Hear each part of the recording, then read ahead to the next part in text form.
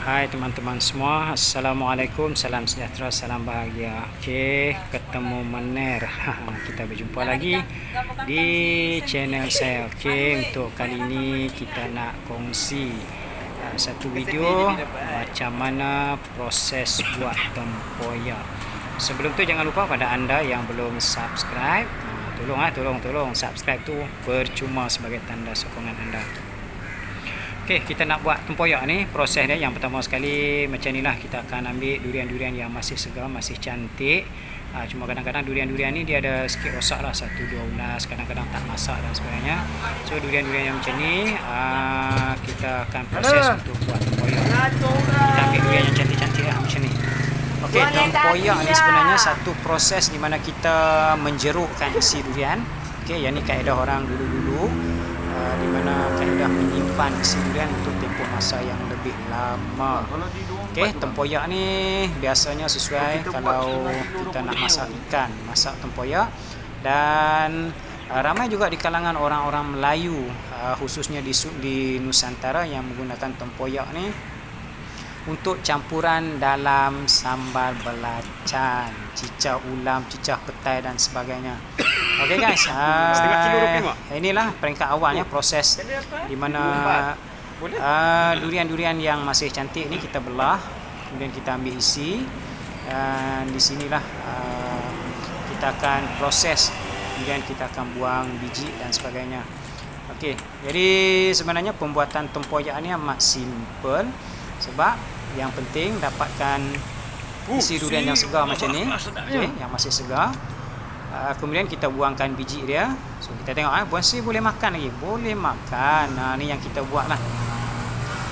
Okey, kemudian hanya perlu campur garam secukup rasa dalam kuantiti yang ikut apa orang kata resepi masing-masing. So apa yang membezakan rasa tempoyak sebenarnya kadang-kadang campuran garam dan juga jenis-jenis durian yang kita pakai. Okay guys, jadi tempoyak ni sebenarnya amat popular. Kalau di Malaysia ni memang popular. Memang ramai peminat dia. Okay. Macam saya kata tadi lah, kita akan buat masak. Dan sekarang ni antara masakan paling popular ni patin tempoyak. Tu antara yang paling top lah. Yang keduanya biasalah sambal belacan. Okay. Jadi kita akan tengoklah macam mana proses-proses untuk buat tempoyak. Yang pertamanya macam ni lah, daripada proses membelah buah durian yang masih cantik. So untuk pastikan kualiti tempoyak yang baik, kita gunakan buah yang cantik. Kemudian kita belah, kita dapatkan isi, kita buang biji, dan nanti kita akan campur garam. Okey, untuk macam yang saya cakap tadi lah, campuran garam ni terpulang pada masing-masing individu, okay, mana yang sesuai. Okey guys, kita akan tengok proses yang seterusnya selepas kita dah buang kulit durian dan ambil isi durian.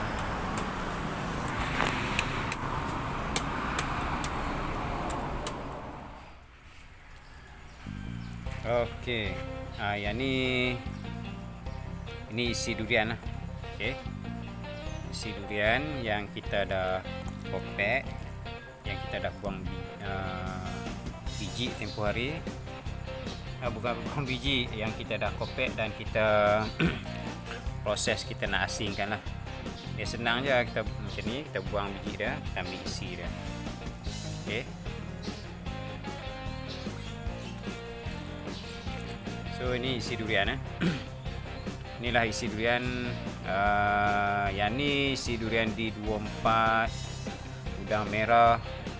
Ni dia nampak cantik lah. So sebenarnya yang ni bukanlah isi durian yang lama, dia buah-buah baru. Tapi itulah yang bila kita buka kemudian ada 2-3 ulas rosak dan sebagainya. So customer tak nak, dan kita buat macam ni lah. Okay, proses kita buang biji dia. Okay, kita dapatkan isi. Kalau anda tengok ni isi durian yang segar, fresh lagi. Tengok dia punya color pun cantik, kuning. Yang ni proses kita nak buat tempoyak. Jadi kita asingkan dulu. Okey, ini durian-durian, isi durian yang masih ada biji. Kita asingkan biji durian ni, kita buang. Okey. Dan kita hanya akan dapatkan isi durian sahaja. Okey, jom kita tengok proses-proses nak buat tempoyak ni. Tempoyak ni dia kebanyakan masyarakat Malaysia khususnya orang-orang Melayu lah, amat popular lah dengan masakan-masakan tempoyak ni. Kalau di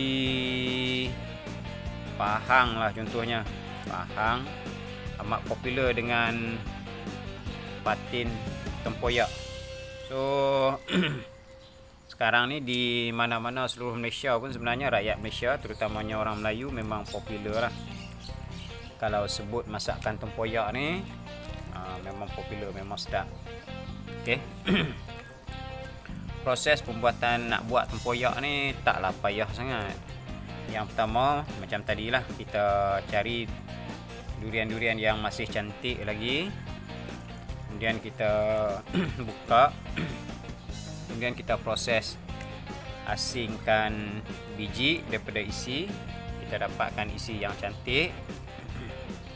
Dan nanti kita hanya letakkan garam sajalah. Itu simple dia.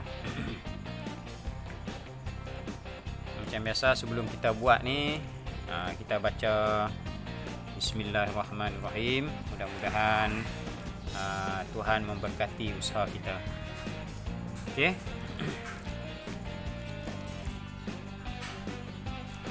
Dia dulu-dulu orang suka buat tempoyak ni sebab pertama sekali, kalau kita tengok zaman dulu-dulu dia bukan ada macam zaman moden lah ni, ada peti ais lah apa semua kan. So sebenarnya orang zaman dulu-dulu dia gunakan kaedah menjeruk sesuatu hasil pertanian tu ataupun ikan dan sebagainya, kaedah menjeruk untuk disimpan sebagai bekalan makanan dalam dalam apa? Dalam proses untuk memastikan bekalan makanan tu berterusan. Kalau kita ingatlah zaman dulu-dulu, selain daripada tempoyak ni sebenarnya durian ni dia ada musim, dulu setahun sekali je. So bila buah durian habis, dia orang nak simpan dengan cara yang lebih lama, dia buat tempoyak lah. Selain daripada tempoyak, satu lagi orang zaman dulu-dulu dia akan buat lempuk. Tu kaedah dia menyimpan durian lebih lama. Lempuk ni isi-isi durian yang masih cantik macam ni diasingkan isi daripada biji dibuang, kemudian dimasak, dicampur sedikit gula, dimasak sampailah dia betul-betul kering. Tu kaedah dia. Okey, jadi ni proses mengasingkan biji dan isi untuk kita buat tempoyak. So lepas ni step dia, kita akan masukkan garam, kita gaul dan kita akan simpan lah. So untuk tempoyak ni, saya lah secara personal lah, saya tak akan gunakan garam biasa. Okey, saya tak akan gunakan garam biasa. Saya akan gunakan garam bukit.